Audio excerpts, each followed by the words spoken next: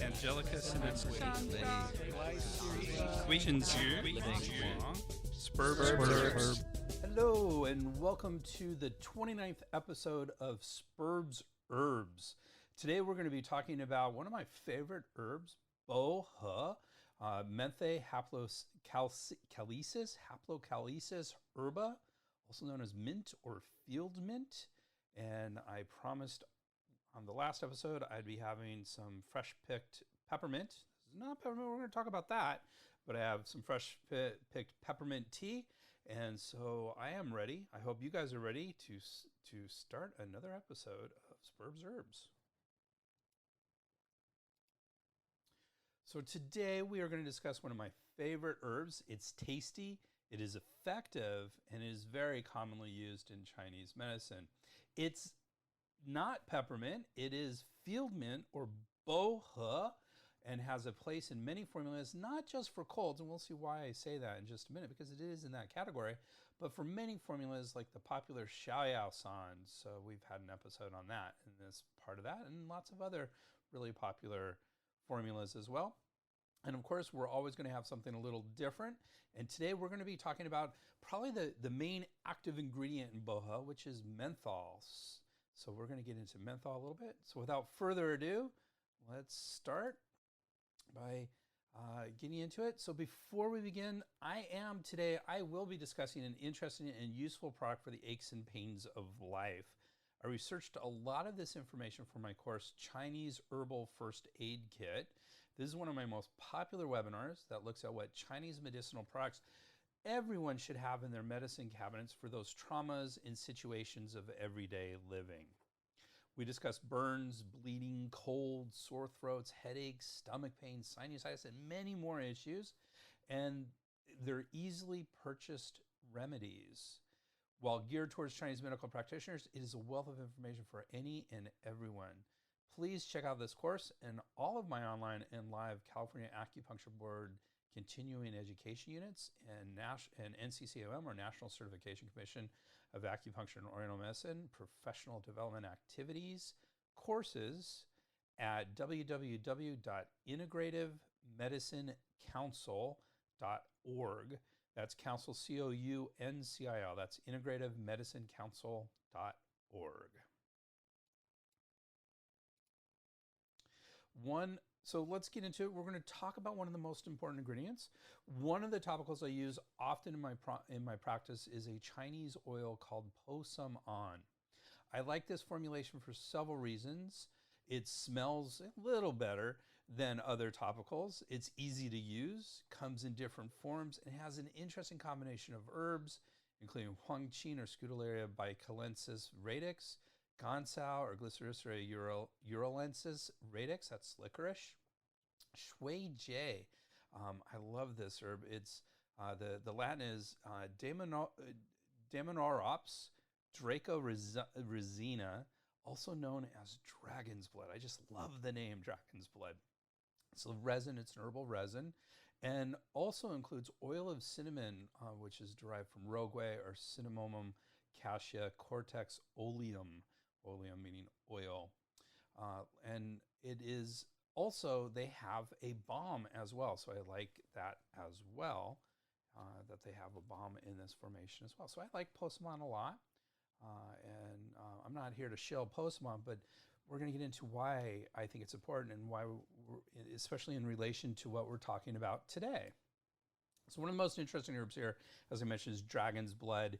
Traditionally, this resin dispels blood stasis, relieves pain, stops bleeding, protects the surface of an ulcer, and generates flesh and muscles. All of those could be really useful in a trauma sort of situation where you might be using it, for example, with this liniment that we're talking about today. Overall, this oil, this liniment, warms the area, promotes circulation of blood and qi. That's really important because we say that pain is from stagnation of blood and qi. So the circulation of blood and qi is really important in order to relieve pain. It eliminates blood stagnation. Again, that stagnation is not a good thing. That is a cause of pain. We say pain is either blood stagnation or qi depression / stagnation as well. It does alleviate pain, this oil does overall, and it stops bleeding, which is really interesting. So if you think about this, we're saying it moves blood, but it also stops bleeding, which I've always found to be a little bit in my head, a little bit of an oxymoron. But we have a few herbs and formulas like this that are very helpful for that. These are all of these Chinese medical functions that I just talked about are all traditional approaches to stopping pain and helping healing in traumas, arthritis or different arthritis types, especially osteoarthritis, can be very helpful in rheumatoid arthritis, but I find it very useful in osteoarthritis, and everyday aches and pains. If you knock something, and for me, I use it when I sleep a little funny and my neck is out. Those sort of things are always very useful for this formula. But the thing I like the best about Postamon is the menthol used in this topical, which menthol is used in pretty much all other topicals for pain. That is that smell. We're going to get into all that in just a second. So menthol is an important element in all this, and it's actually from what the bottle calls peppermint oil. So I'm put that in quotes for a reason, and let's talk about it. So first, I always thought our herb for today, bohe, was peppermint. It isn't. But preparing today's podcast showed me I was wrong. Rather than peppermint, which is the Latin is the species is Mentha piperita, bohe, which is actually Mentha haplocalyx, is field mint. And it's actually the same genus, but a different species. And it was interesting because when I was researching this, I found a place where I could buy the Mentha haplocalyx, and I'm going to purchase that and actually replace my peppermint that I have growing right now in my garden. And what they said, it was really interesting. The sort of commentary for this herb was, this is a very strong and yet smooth form of mint, and it actually is the favorite of all the people who work the farms here, wherever this place that I was looking at was, and they actually have a plant off to the side that they take leaves from and eat throughout the day. So they actually preferred the bohe to the peppermint. So I'm kind of excited to get that and replace my peppermint. So the bottom line here is, when they say peppermint oil on the label, is it actually peppermint oil or is it field mint oil?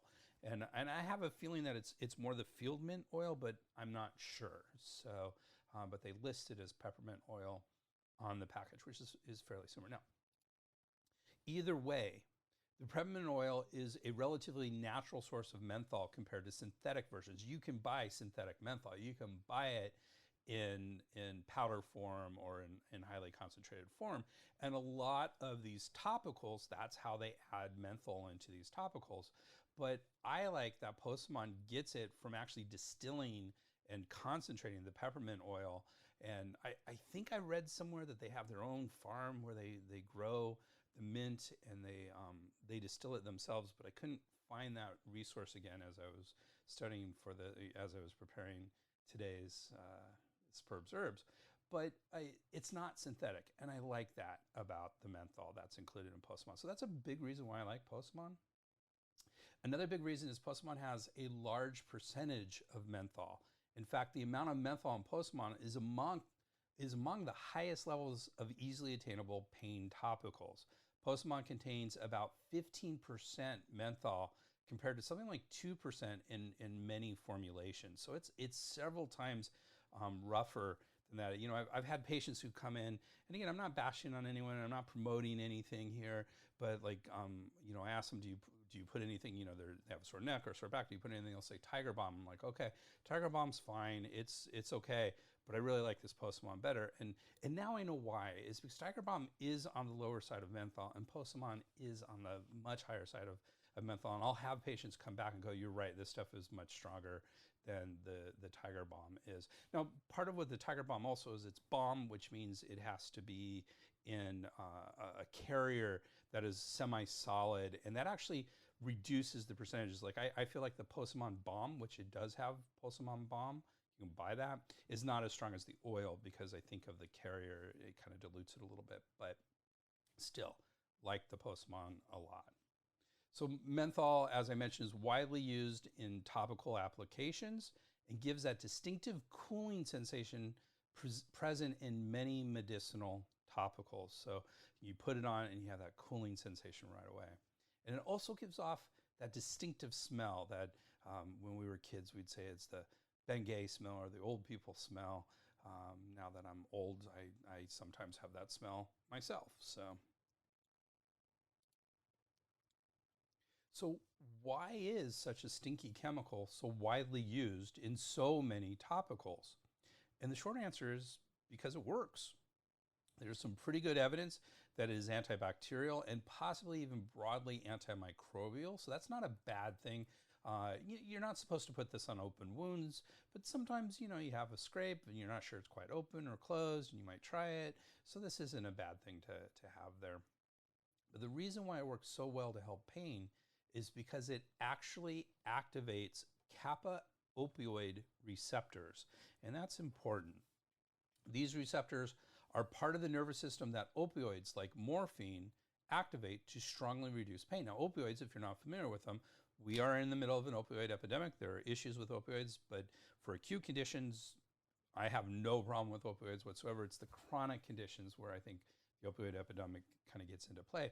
But really, for most pains, there are no stronger pain relievers than opioids. So the fact that this will actually activate the same receptors that opioids are to produce pain relief, that's pretty strong. Now, this is not considered a strong pain reliever, menthol, but it is considered a mild pain reliever, and it does work. It does activate these opioid receptors, and that's a really positive aspect of using menthol, especially in these pain topicals. And in these pain topicals, we have oils and sometimes alcohol, and it allows it to penetrate a little bit more deeply, and that's why it can affect muscles and things along those lines. In addition, menthol has that soothing, cooling sensation followed by a warming sensation as it promotes local blood flow and circulation. And again, as I said, when you have local blood flow and circulation, that's positive from a Chinese point of view for helping reduce pain. So that's that adds to that. If you can increase blood flow and get out when you have inflammation, when you have something that's causing inflammation, what happens is there's a lot of local chemistry happening in the form of cytokines and other inflammatory modulators. And what happens is they get stuck in a local area, and part of the inflammatory process is to turn up pain reception because they don't want you moving that area. If you've broken your arm, they don't want you moving. By they, I mean your body doesn't want you moving that arm anymore. So part of the inflammatory process is to make it more painful so you won't move that arm. So, but in an everyday, knock or something that happens over a few days, that pain really, of course, gets on our nerves. And one of the things that you can do with that increased blood flow is you can get those cytokines and those inflammatory modulators out of the local area, and that helps reduce pain as well. So this blood circulation is an important aspect of this.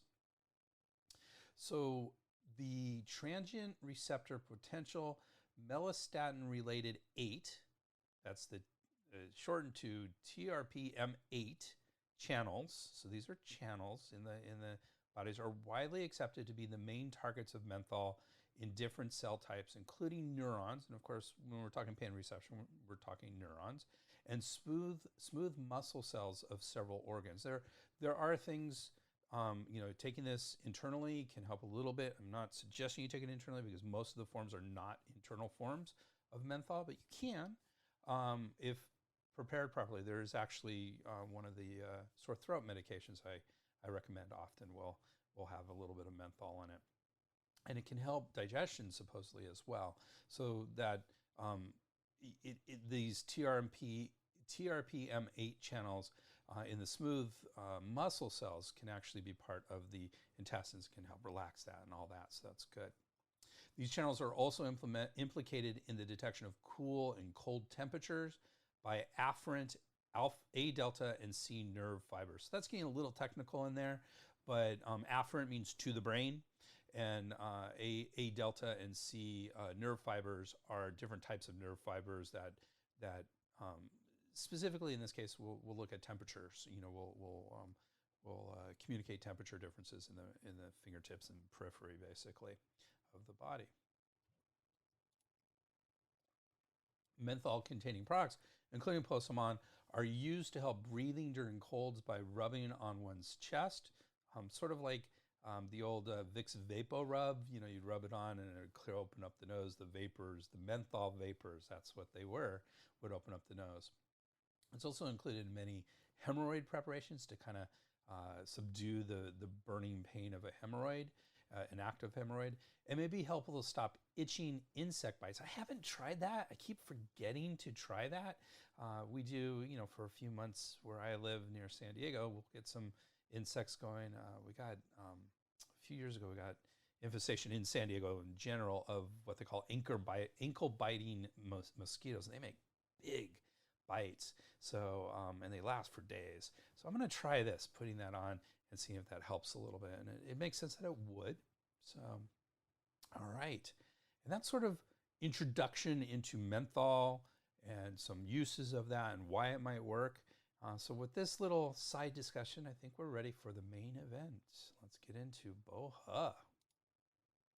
So bo he, that's the Chinese. And again, apologize for my Chinese pronunciation. It comes in the family Lamiaceae. We actually talked about Lamiaceae when we talked earlier. Sperb covering Zisugung, so we'll cover it a little bit again, just so we're on the same page as what family this mint comes from. The species, as I mentioned earlier is Mentha haplocalyx brick, B-R-I-Q.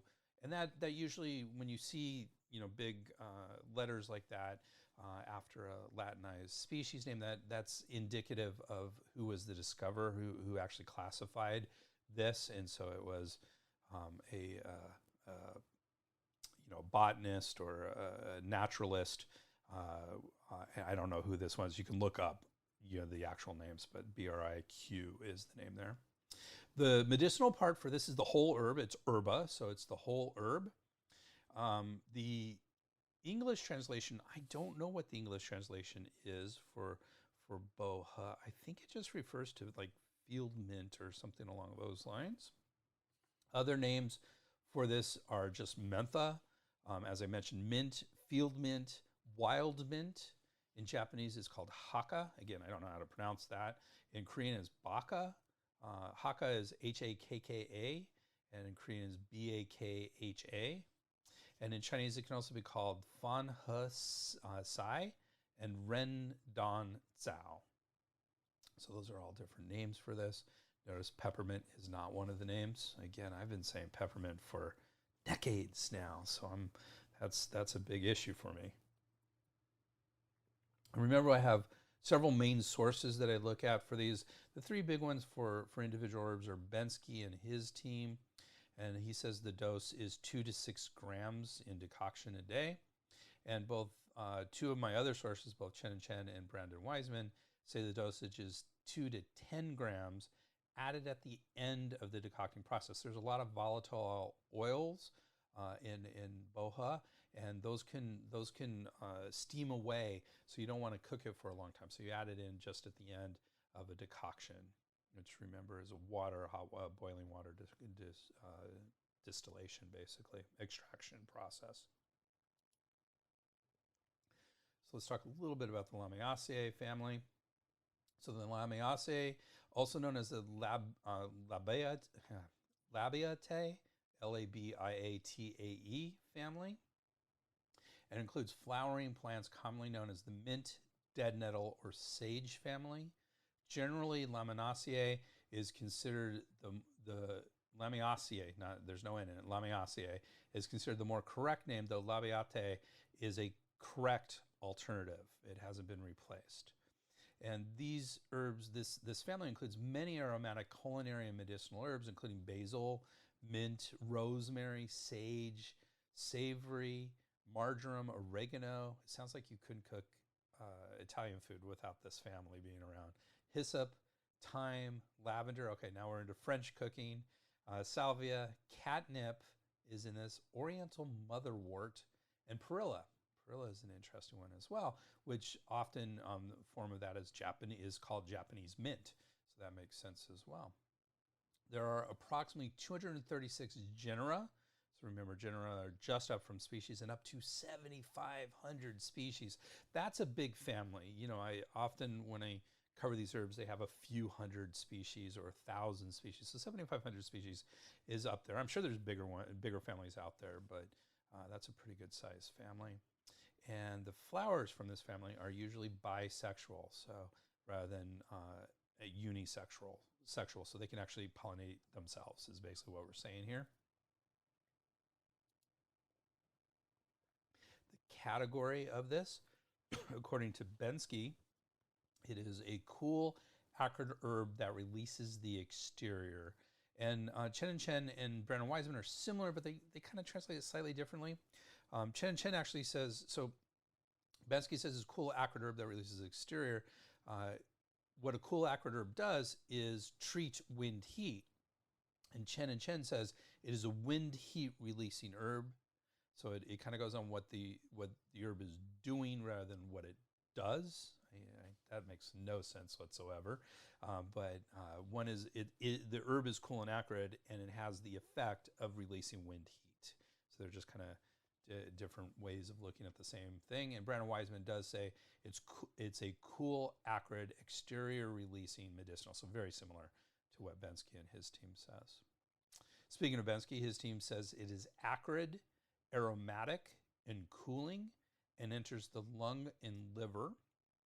And both Brandon Wiseman and Chen agree, except they don't say aromatic as a property. They both of them kind of mention it later on as in the commentary that it's also aromatic. So it doesn't elevate it to a property like Bensky does. And I think aromatic is probably an important aspect of this herb and probably deserves to be a property, but as long as it's mentioned, that's the important part. Bensky says this herb first appeared in Legong Pao Zhi Lun, or Grandfather Lei's discussion of herb preparation in the 5th century CE. Chen says it was first discussed in the Yao Xing Ben Sao, or the Materia Medica of medicinal properties, in 600 CE. So there's 100, 200 years difference there between where these are. It's clear this herb has been used for at least about 1.5 millennia.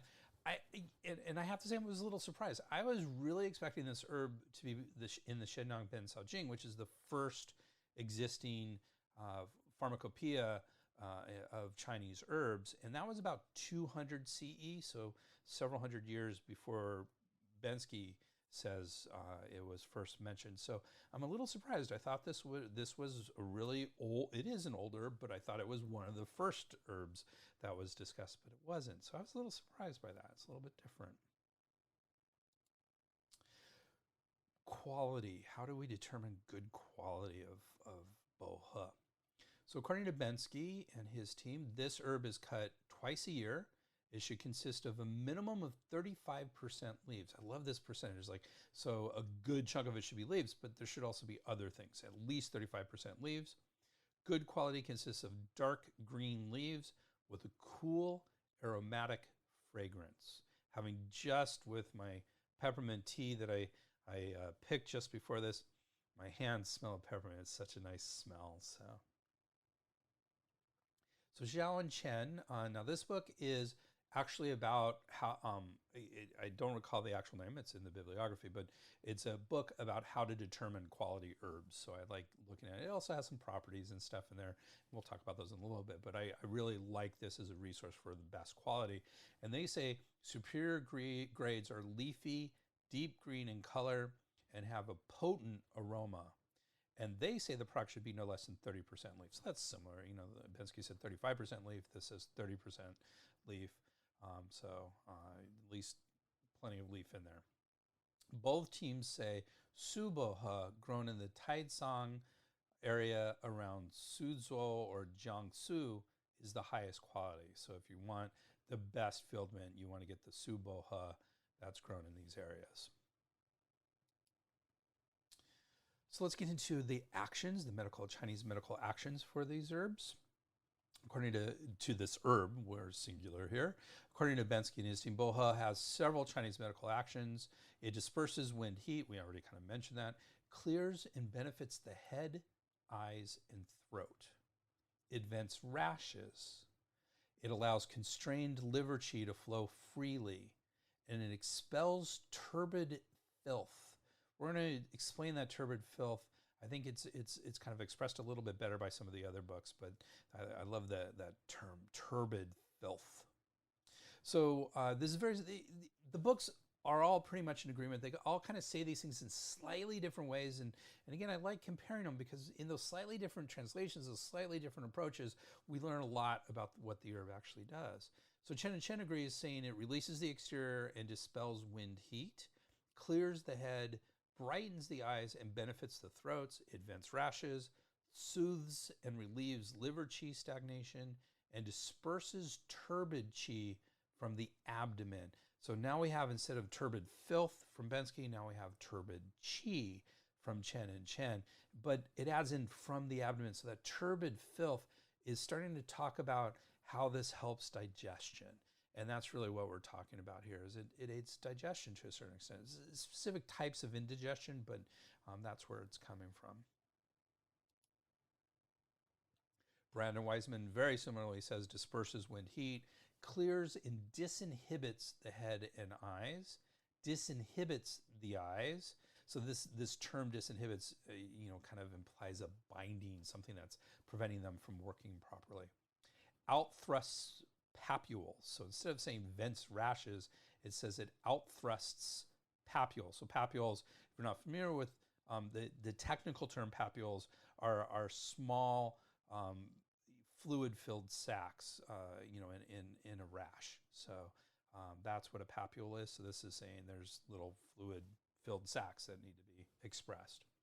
And courses the liver and moves qi. So that, again, is very much in line with the others. Zhao and Chen says it disperses wind heat, clears the head and eyes, benefits the throat, vents rashes, courses liver, and resolves constraint. So again, very, very similar language in all of these books. And like I said, this is a very important, very popular herb. So usually when you see that, there's a lot more consistency in what the herbs do.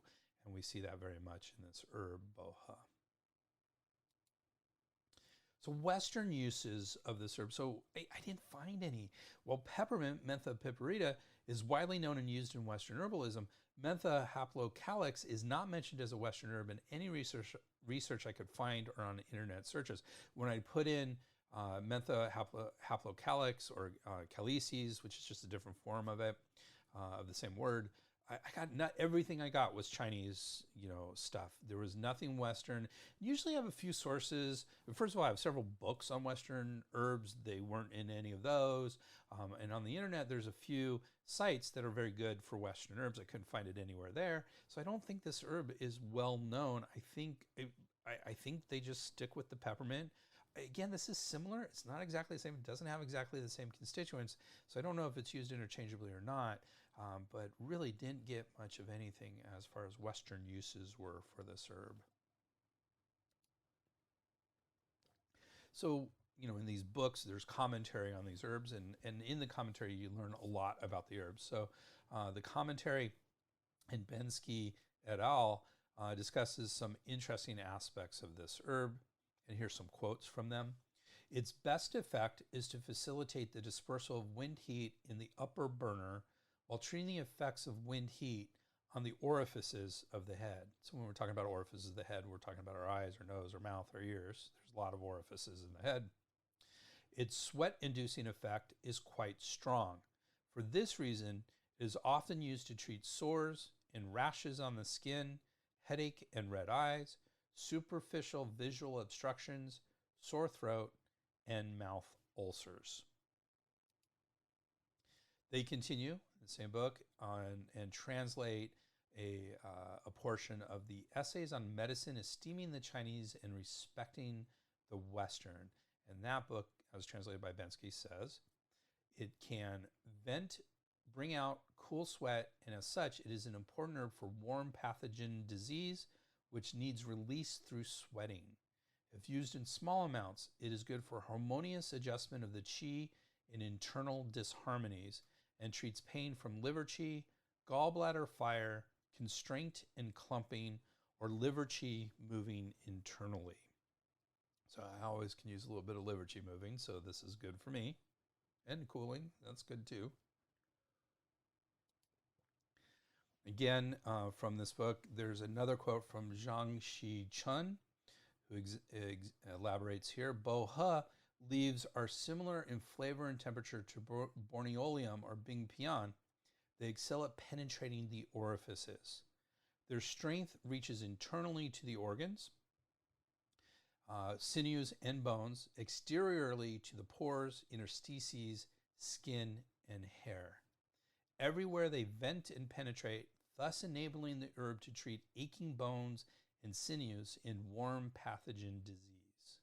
If you regard the herb as light and clear, suitable only for bringing out sweat on the skin, you are viewing it in too shallow a manner. So this is a really interesting herb because it is in the exterior releasing herb sort of category, and yet it has all these internal functions. It's a fantastic herb. And there's another herb in the same category that is very much like that, chai hu. There's several others that are that way too, which we'll get to at some point in our Sperb herbs. But it's interesting, you know, it's an exterior herb, but it's also very much an interior herb. All right, let's talk about different preparations and parts of the herb. So many parts of the plant are used and prepared in different ways. And these are from, again, Bensky and his team. The leaves, or the bohe ye, are best for mobilizing the exterior to disperse wind and vent rashes. And the best leaves are green and tender. I don't know exactly what a tender leaf is. I guess it's just not as strong. I'm learning a lot because what I'm doing about this herb, and I'm really excited to have real field mint, real bohe, because what I have supposedly is peppermint, is every morning when I take the dogs out to do their business, I go over and I pick a leaf and I chew it up, and I'm fascinated with the different leaves and the different colors. And do I get a smaller, darker one, or do I get a larger, one? They're all dark, I guess. I choose the dark ones, and so I'm learning. So now I guess that's that tender. I want to see if those smaller leaves are a little bit more flavorful. The bigger leaves are not that flavorful as far as I can tell, at least just in chewing them. So it's better, more flavorful in a tea. So those are the leaves. The stalks, or the bohe gong meaning stalks, are heavier in nature and best for bringing down the qi and easing the middle. Zhang Shi Chun, who we just quoted, says they should be used with qi regulating herbs. So the stalks are better for that qi regulation, I think, and the leaves are better for that external and the rash venting properties. Dry fried mint, so this is prepping it in a different way. This is chow bohe, is briefly fried over a low flame, reducing its acrid flavor, that spiciness flavor. Acrid means spicy, and therefore its sweat-inducing function. So it doesn't induce as much sweat when you dry fry it. This is best, again, a quote from Bensky, this is best used when sweating is already present in patterns such as exterior wind heat to avoid injuring the qi and fluids through excessive sweating. This method is uncommon at present, so we don't use that very much. I've never seen it used or at all traditionally in my experience. So, but it's interesting. These, we say, we call it pao zhi, this preparation of herbs can really alter the function of individual herbs, and so it's useful to know a little bit about it. Charred mint, or bohe tan, is when the herb is fried over a low flame until slightly scorched. So it's basically the same thing as the chow bohe, the dry fried mint, but it's a little bit longer. It's until it's actually black, a little bit scorched. And this allows it to enter the blood and clear blood level heat. That's a traditional. This form of pao zhi, or preparation, charring, is something that we do with herbs, and we do say charring does allow it to enter the blood and cool the blood to a large extent. That's the process. That's what charring does. So very similar here. And again, it says this is uncommonly used. When I think of herbs that I might char for this purpose, mint is nowhere near the first herb that I'm going to think about charring. There's many other herbs that I'm going to think about charring to accomplish this before that. So it doesn't surprise me that this is uncommonly used preparation. Another preparation is actually the juice of the plant, and this is the Latin for this is menthe haplo Calicis succus, or boha jur, chi-jur, is when the fresh plant, after cleaning it, is pounded into a paste and the juice is extracted. This has heat clearing, blood cooling, and pain relieving properties and can be taken internally. It also has a wide range of external uses, from nose drops for epistasis, epistasis is nosebleeds, to eardrops for swelling and pain in the ear. So that's the fresh juice from this. So interesting. I haven't thought about using it for these sort of things, but it's an interesting approach to this. Again, I haven't seen this preparation used a lot, but since I have or will be having field mint in my field, it would be pretty easy for me to just pick it and juice it for any of these properties. So I'm going to keep this in mind. So as discussed in, so that was our preparations. Let's move into comparisons with other herbs. Why would you choose this herb versus other herbs? And so would love that kind of discussion. So Bensky is really good, again, by having these comparisons out there. And so here's what, as a comparison, he basically says Menthe haplocalicis herba or boha, Arctii fructus or neobangza, and Cicada periostracum chan tui. So if you're not familiar with Cicada periostracum, these are the moltings of cicada bugs. So it's not exactly a plant source, but it isn't exactly an animal source. I mean, it is sort of animal-esque, but it's sloughed off. So and that's used widely, and they're all in the same category of herbs. And so Bensky says these three all disperse wind heat and promote the expression of rashes, and boha is considered the strongest for these purposes. So that is a ring endorsement. See, to me, I always thought boha was relatively mild and stuff, but it's not. It's actually pretty darn strong in all of these things. So let's talk about combinations again. There's lots of good combinations of this herb in Bensky. Just if you're not getting this, Bensky usually has more on individual herbs. My experience is Chen usually has some more interesting, obscure herbs than some of the other books do. Brennan Wiseman is actually called the concise Materia Medica, so it actually is quite concise, but I like the terminology used in that quite a bit. Because Wiseman actually was one of the co-authors on the Practical Dictionary of Chinese Medicine. So he's very technical in his language, which I don't think Chen and Bensky are quite as technically oriented. So they all have their advantages, is my point. And so one of the things about Bensky's is quite thorough. So he has a lot of combinations. We're going to talk about 4 of them here. Actually, these are all 4 that he talked about.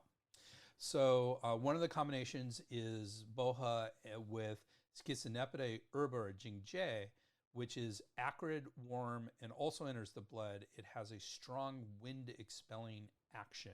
So again, very similar, same category as our boha. Although Jingzhe, I'm sorry, it's not. It's the opposite category. It's actually in the warm release the exterior, while boha is in the cool release the exterior. So Jingzhe is warm by nature. It is not excessively drying.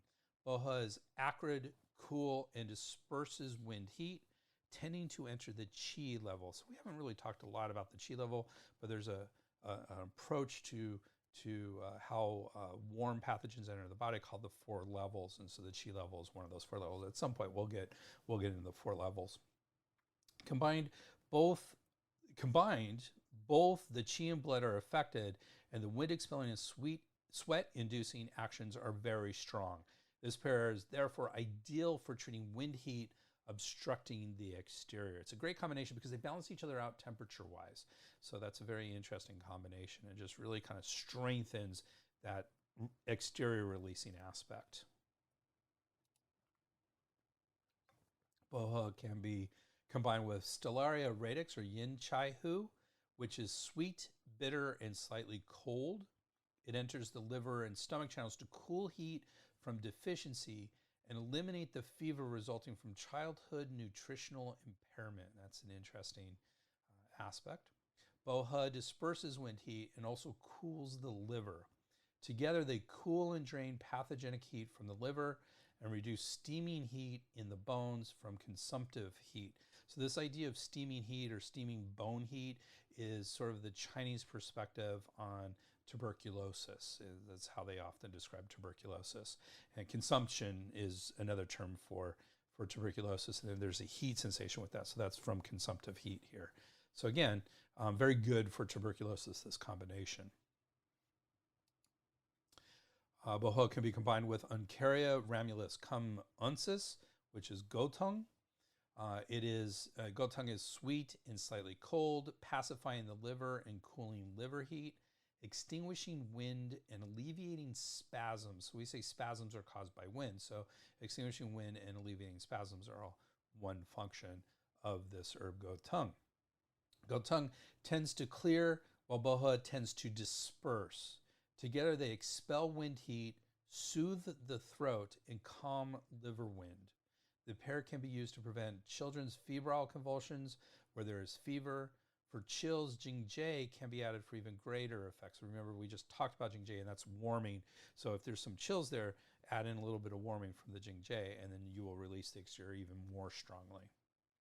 Neither bohe nor gotung should be decocted for very long. Again, they have volatile oils. Whenever we have an herb with volatile oils, we want to add it towards the end so the volatile oils won't boil off and we lose the effect of those volatile oils. So another very interesting combination. So bohe and gotung, or Uncaria ramulus cum uncis. And then finally, we have one more combination. Bohe with Cicada periostracum chan tui. So that is, we already mentioned this in that this is not as strong as bohe in releasing the exterior, but it's a very interesting herb. By the way, this is one of those herbs when we're preparing it raw, and I've done my fair share in school preparing raw herbs. This is one of those that we put in the mortar and pestle and pound up pretty good, because most people don't want to see what looks like a bug in their herbal things. Again, this is the shell, this is the molting of a cicada, but we try to pound it up. And frankly, I've tried most of the herbs. You know what it is? It's like it tastes just like the outer shell of popcorn. That flavorless sort of thing that gets stuck between your teeth. It's exactly like that. It has the same sort of sensation and feels and tastes just like that. So it's no big deal. But people don't want to see it in their raw herbs, so we would pound it up pretty strongly. So chan tui, this Cicada periostracum, ostracum is, so the acrid dispersing coolness of bohe can reach from the bones to the exterior, driving out wind and venting unexpressed rashes. Chan tui is also acrid and cool. The Grammateria Medica notes that it focuses on treating all wind heat disorders. Together, the strengths of these two herbs are complementary, a powerful pair for expelling wind heat and venting rashes. So this is very good for that, not just for the wind heat, but for that rash, that venting rash sort of thing. So if you have papules or something like that, this is a great combination, the bohe and the chan tui. All right, and that's it for our combinations. Let's get into the contents of bohe. So I don't think I'm going to spend a ton of time on this, but according to Bensky and his team, bohe has the following constituents. As I've been mentioning, volatile oils, and menthol is considered a volatile oil. So if you boil this, you boil away one of the active ingredients, which is menthol, not to mention other volatile oils. It also has a bunch of flavonoids. Flavonoids are a class of chemicals that are often found in plants, and especially medicinal herbs. They have a lot of medicinal aspects to it. And they also have a bunch of organic acids, which we don't really have to go into. They're fairly common. Organic acids in general are common. That everything will have some organic acids, and I'm sure there's some very specific ones for bohe. Chen adds into the contents, agrees with these, and adds in some coumarins. Coumarins are potentially what is colloquially known as blood thinners. I don't think there's a lot here. I don't think blood thinning is a huge aspect of it, though that might be considered some of the liver moving aspect of this herb. But that adds it in. I don't think it's super strong with the coumarins. So another book, Huang, which is called the Pharmacology of Chinese Herbs or something like that, and is a little bit more technical on the pharmacology side of things. Emphasizes the essential oils. Essential oils are this basically the same as volatile oils and menthol, but he also has in menthone and methyl acetate, so very similar but slightly different chemical structures. He says that menthol can stimulate gastrointestinal tract motility and dispel gas, desensitize sensory irritation, and reduce histamine-induced itching. So that histamines are part of that inflammatory and cascade that we were talking about, and can produce an antitussive or stop coughing effect. So very interesting with that. And we know menthol can help that. That's the whole idea with the Vicks Vapo Rub. It kind of opens up the airways and helps soothe coughing and all that. But this is interesting, I thought. He says menthol is also a penetration enhancer. That's not a technical pharmacological term. And when combined with alcohol, makes it easier for a drug to enter the skin. So that's a very interesting. In other words, it's sort of like a carrier and can carry things deeper into the body, which is brings up that whole aspect that we've been talking about these topical oils and the fact that they can actually go deeper into the skin and actually affect muscles and things along those lines. So I think that was a really interesting aspect of menthol that you don't see in the scientific literature, but it definitely is an aspect of this. Good. And speaking of scientific literature, let's talk about some of the science here. I'll be honest with you, the science was a little overwhelming. There's a lot of articles on menthol, a lot of articles on bohe, because it is a popular Chinese herb. And it was a little overwhelming. And the reality is a lot of them were, this is our list of constituents, and this is what we found with using HPLC, which is, I don't remember what the P, but liquid chromatography. High pressure liquid chromatography, HPLC, or spectroscopy, or whatever techniques they were using. They're trying to figure out all the ingredients. Frankly, we don't need to know all the ingredients and everything. There wasn't a lot of stuff, not reviews anyways, of how it works and is it effective. So I found a little bit of it, but not too much. So Chen says it is used as a dermatologic, which means it affects skin, which of course it vents rashes, so that makes perfect sense. An antipyretic, it lowers fevers, and again, that makes sense if it's cooling and venting and releasing the exterior. It makes sense that it'd be antipyretic. It's a diaphoretic, which means it causes sweating. Again, that's one of its major functions, is to promote sweating, so it makes perfect sense. And anti-inflammatory. So I've been kind of explaining why menthol is anti-inflammatory, so it makes sense that this would also be anti-inflammatory in its effects. And he talks about, he includes some small Chinese studies showing herbal formulas which include bohe to be effective in treating high fevers and acute mastitis. Mastitis is an infection of the nipple, usually around with women who are breastfeeding. That's when it usually occurs.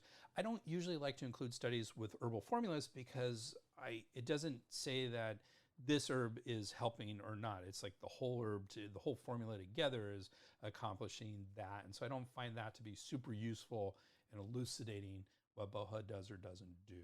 So I tend to not get too much into those things. But that was it. There's, I looked at several dozen studies on this and didn't really find anything else that just kind of caught my attention and said, okay, I need to put it in this science category here. As you know, we always look at drug-herb interactions, see if there's any risk factors for drug-herb interactions. And several searches in scientific databases did not yield any obvious interactions with bohe. I keep an ongoing personal database of drug-herb interactions from the herbal side. It was not included on that database. And then I did multiple scientific searches using various things. I used bohe, I used menthohaplocalyx, and then I added the terms cytochrome P450 and pre-glycoprotein, which are major targets of drug-herb interactions. It came up with nothing. So given that this is pretty much a food substance, I'm not surprised that we didn't come up with any drug-herb interactions. This was supported, Gardner and McGuffin, who makes big giant tome of Safety of Herbs, great book, did not include this herb at all. So they know nothing from them. And Jens, who does another drug-herb interaction textbook, did not show any significant drug interactions at all. It actually included BOHA, but said that there are no known drug interactions. So I'm pretty comfortable at this point saying there aren't any drug-herb interactions for this herb at this point. Again, science is a stepwise process. So tomorrow there could be a study that is released that shows some interactions, but as of today, there doesn't seem to be any interactions with this herb. It's a very safe herb. But there are some concerns, so let's get into those. According to Bensky and his team, this herb can deplete the qi and should not be used in debilitated patients who sweat profusely or in those with ascendant liver yang, so liver yang rising, basically. They continue to state a traditional contraindication is translated from Harm and Benefit in the Materia Medica. This is a book. BOHA is acrid, aromatic, and injures the qi. Overconsumption impairs the lungs and damages the heart. It should be kept away from deficient patients.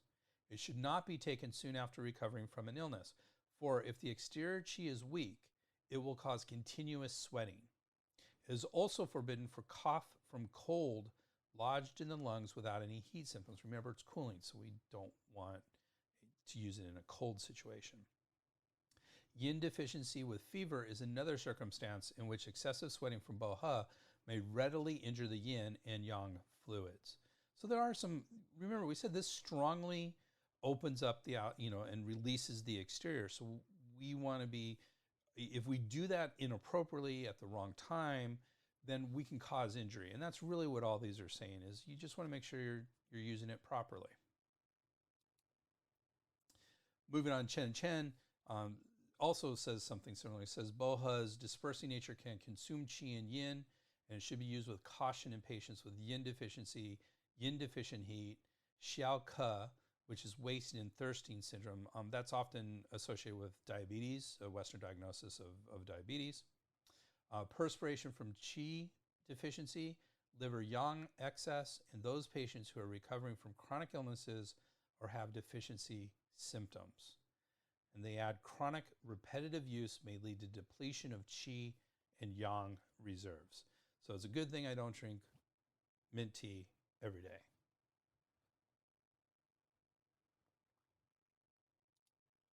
Brandon Wiseman also has similar concerns and cautions. BOHA is aromatic, acrid, and dispersing. It causes sweating and wears qi. Not wear it as a coat, but wears it down, wears qi. It is not suitable for constitutional vacuity with profuse sweating. So they're all saying basically the same thing. This is dispersing. This releases the exterior. If you have a cold, and especially if it's on the warm side, that's a good thing. Vent it out, get it out of the body, let it go. But if you have something internally that's deficient, that's not working properly, then you want to be circumspect about using this. Again, we know this works internally. We know that it moves liver qi, and that's a good thing, that liver qi. But if you have deficiency, it moves things that aren't there and can cause problems. So we try to avoid that.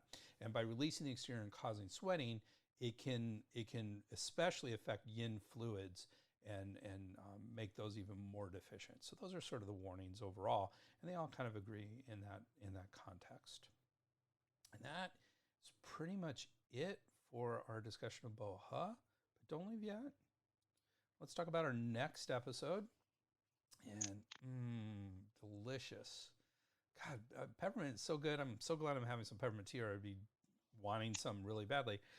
And we're going to continue this delicious sort of approach to our herbs in our next episode. We are going to be talking and looking at a tasty Western herb, blackberries. I like berries, and blackberries are among my favorite. And they are a medicinal herb. Join us as we discuss the medicinal properties of this herb, and of course, something a little different. So don't miss our next exciting episode. Thank you very much. Appreciate you sticking with us. Just as a reminder, when you buy from Amazon, if you do buy from Amazon, please use the banner ad on our homepage at spurbsherbs.com. That we get a few pennies from it. I haven't had a few pennies for a little while, so that'd be nice. If you like this podcast, please do us a big, huge favor. Give us a 5-star rating in your favorite podcast app. That would be so wonderful, and we really appreciate it. And thank you for even thinking about doing that. I appreciate that. And as always, you can always get in touch with me at drgreg@spurbsherbs.com or at our website, www.spurbsherbs.com. That's SPERBSHERBS.com. And that's pretty much it. Thank you again. And of course, as always, we have our bibliography. Sperb Herbs. The proceeding was presented by Dr. Greg Sperber. We would like to thank Janelle for all her support and everybody else who contributed to this program. Janelle. Timothy Thompson. Dobbins, Rogers. Campbell.